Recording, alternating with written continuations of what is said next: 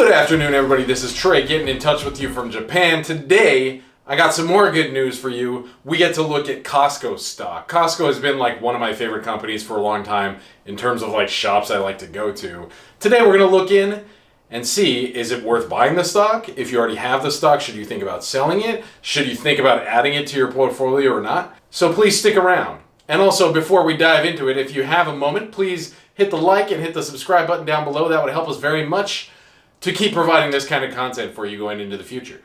So we've been going through our series on Target and Walmart, and now we're on Costco. And then next we're going to be doing a comparison where we compare them to each other, but also how they're standing up against the onslaught of Amazon. Costco operates slightly differently from Target and Walmart in that it's a membership-based warehouse, and you're going to be buying most things in bulk, but they also offer fresh, hot food, and they also offer gasoline at many locations. They're starting to grow internationally as well, mainly in Canada, Korea, Japan, and a couple of places in Europe as well, but they also operate in many other countries too. Story time first. I used to work at Target many years ago. One of the interesting things that we got to do overnight, when the trucks would come in to replenish the floor, basically we would go bowling. We would take stuff out of the truck and we'd be like, okay, this is hand soap, we got to take it to that aisle.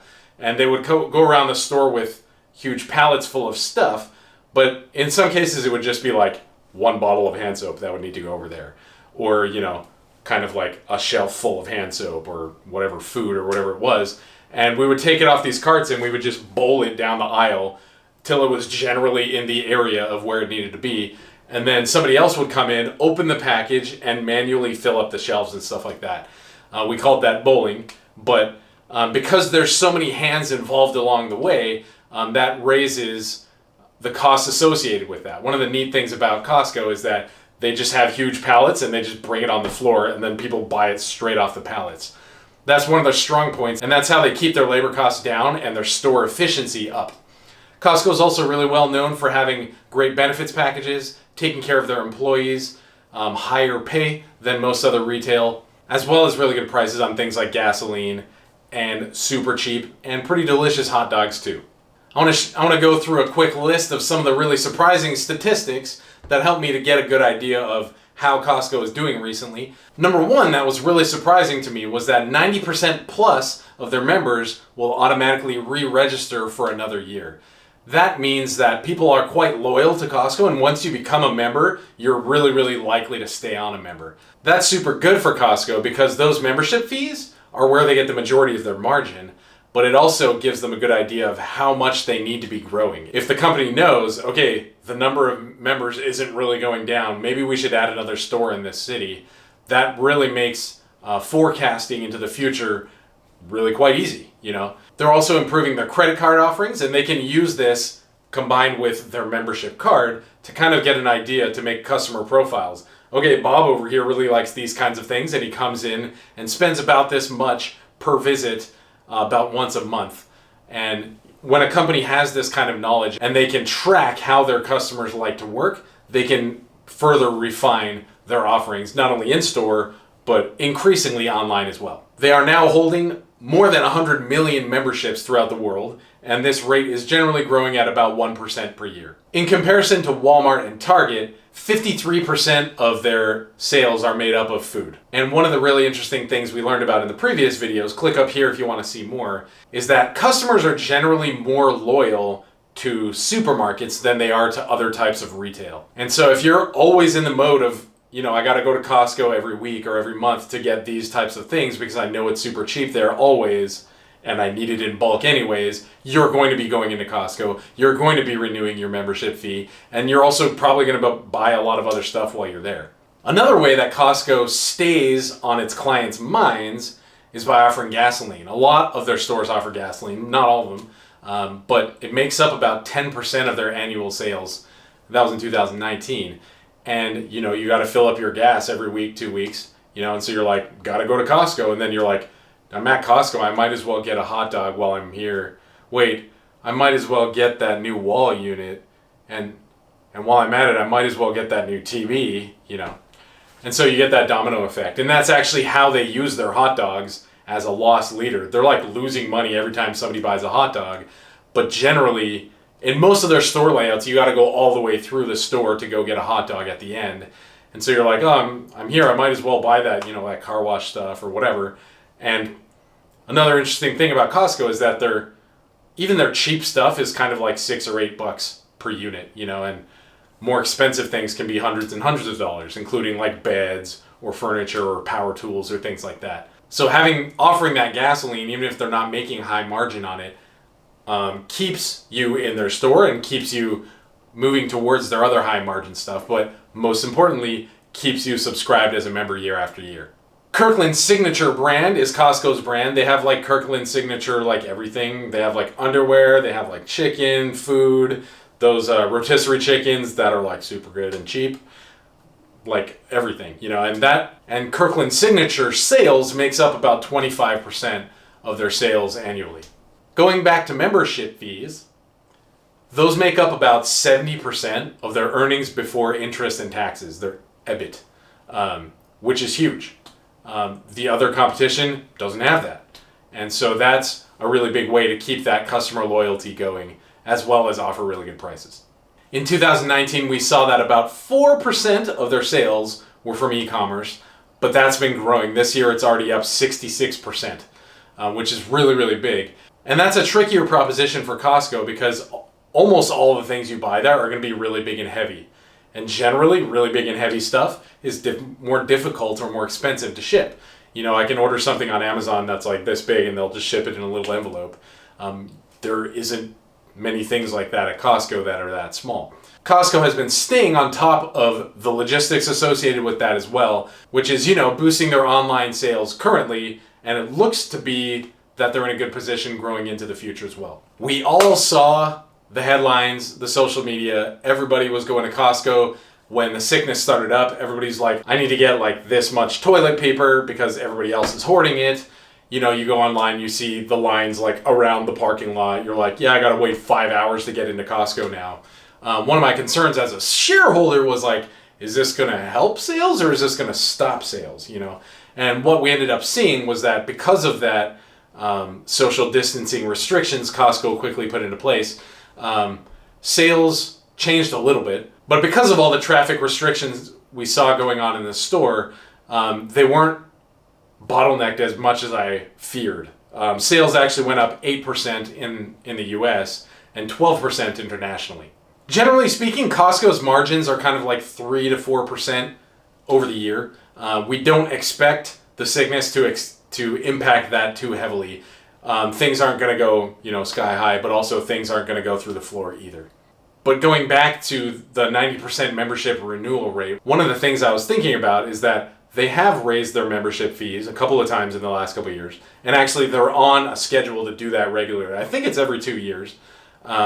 We have pandemic going on. We have Amazon Prime tearing it up. Costco actually changed their only credit card partner, their exclusive partner from American Express to MasterCard.